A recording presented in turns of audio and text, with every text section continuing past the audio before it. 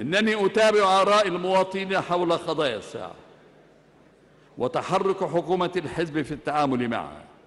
أتابع تحركها لتحسين جودة الخبز والتصدي لمشكلات النظافة ومعالجة المخلفات الصلبة. أتابع تعامل الحكومة مع مخاطر انتشار الإنفلونزا الوبائية وانعكاساتها على العام الدراسي، كما أتابع يوما بيوم غير ذلك من القضايا محل انشغال المواطنين. انت فاكر يعني هقعد افر كل حاجة في البلد يعني؟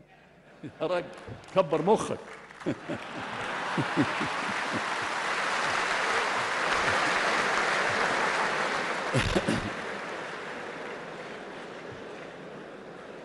إن